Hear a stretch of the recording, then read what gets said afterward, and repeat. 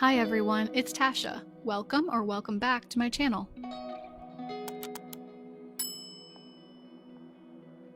Well, hello and welcome back to the channel. We're going to start out with a little bit of thrift footage, which I like to do. This past week, I went into a thrift store I had never been into before. This is about 45 minutes away from me over in Burlington.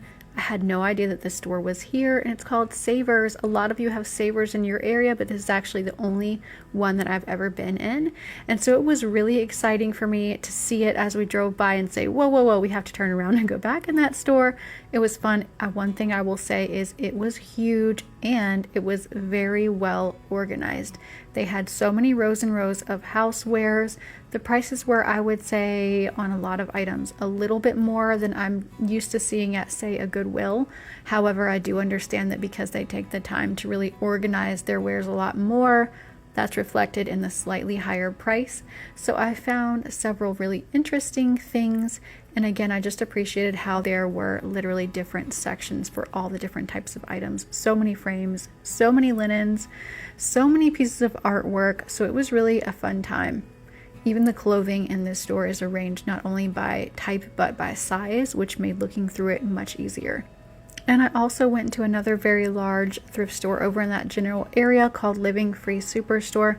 This is another really big one. It's not as jam-packed as the Savers, however, but look at some of the vintage pieces I found in here. Look at this row of 5 of these reclaimed like stadium seats. This is $129 for this, and this is 5. You can easily find a set of 3 of these attached seats for $800, $900, $1,000. That was $129, and it was dropping by $30 every week. What a steal. And how awesome would a piece like this be in an entryway or a mudroom to really bring that rustic and vintage charm to the space? It would be amazing. I don't have space for one that long, but I'm really tempted to get it and I don't even know what to do with it. Just bring it home. Also found this vintage farmhouse style table, again starting at $129 and dropping every week. It did have looked like some carpenter bees maybe had been inside of it. I found some shavings on the floor, but still a pretty good deal if someone's looking for a very shabby chic sort of farmhouse looking table. One thing that I did bring home, and this was just from my Goodwills in my area, was this beautiful pillow from Target. Okay, so this had the Target tag on it. It's a nice blue color, and you all know that I'm adding some blues and greens to our home. I love the fringe. This would have cost me $30 in the store, but for just $2, I brought it home, washed the whole thing in the washer and the dryer, and popped it onto my sofa. I think it looks really great alongside this McGee & Co pillowcase, which I got from Facebook Marketplace. Unfortunately, it's no longer available at McGee & Co, but they do have some other beautiful options.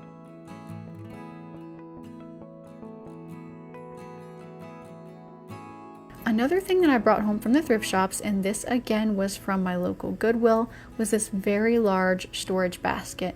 Now I like this one because it's a nice long and low style and can easily be used for underneath a bed for some extra storage and other places like that. Now this one cost me just $5, as you can see from the sticker. A similar size basket, but from over somewhere like Rejuvenation, might cost around $100. Now I do realize that this has a lid, mine doesn't, but still for only $5, I thought it was a great deal. I do like the dark color, and you could also, in addition to using it under a bed, use it under the second level of a coffee table like this one, just to store little odds and ends. Say for us, for instance, we have little hand weights that we like to keep nearby. That's the perfect place to tuck those away. I also ended up looking at my local Trosa thrift store, and I like to look especially at the different silver pieces in their housewares. I found several interesting ones this trip, especially this one, which was just $2.99 for this little silver plated piece. I thought it was really sweet, and I did actually show you this one in my past video styled here in the living room on top of a stack of coffee table books. I ended up just putting some matches in that, but I wanted to share it again really quick because it was actually the same trip that I found this piece right here, which I believe might actually be a sorbet bowl. But in any case, I've already been inspired by Cottage Home's candles that they do in these vintage silver dishes like this, and I wanted to make my own specifically. So I went out looking specifically for something similar to that one, and I found it the very first stop, so that was really exciting. This again cost me just $2.99. Now you could definitely take some regular wax, melt it down, and make yourself a normal candle in this, but I have this candle stand on hand, so I'm just gonna go for this for time's sake for this video, popping in some extra wicks that I had from Amazon and some of that white candle stand. And this is a very simple and straightforward way to make yourself a candle. I kind of like things to be unscented nowadays just for headache reasons, so I'm leaving mine unscented, but you could always mix in some essential oils. And what an easy and fun project that I think a lot of you are going to be able to replicate with silver pieces from your local thrift stores. Another fun find from a local Goodwill these past couple of weeks was this set of 2 horse head bookends. I thought these were so charming. You can get this exact set right now on Etsy for $52, which isn't too bad because they are sizable and pretty unique. However, I paid just $4.99 for each one of mine, making the set $10. So that's just 1/5 of the price from Etsy. So I was pretty happy with that. Now you have already seen a sneak peek of one of these. I styled it in my kitchen a couple videos back when I showed you these beautiful bonbon jars from Cottage Home on my island. I'm going to be styling the 2 of these somewhere else in my home, but I'm not quite sure yet. I also picked up this really cool object at a yard sale, and that is this really pretty double-headed swan brass piece. Now, I asked you over on Instagram if you had any ideas for this in my stories. I actually didn't get many ideas back, but a lot of you said that you were curious to see what I was going to do. So what I had in mind, and I did literally buy this with no idea what I was going to do with it and just carry it around the house until inspiration struck, but what I came up with was using it in my downstairs bathroom, and rather than this very boring towel hook which I had on the wall, I'm going to be using this double-headed swan and just hanging it vertically like this on the wall and using it as my new towel hook. I was so excited once that idea came to me that I could not wait to swap it out, and I think that it is so adorable, so unique, and so charming. I didn't find a single other thing that was interesting in the slightest at that yard sale except for this piece, but I'm really glad that I stopped by. Totally worth the dollar, and I could see this, something like this, going for so much more on a high-end retail shop that it just makes my heart very happy.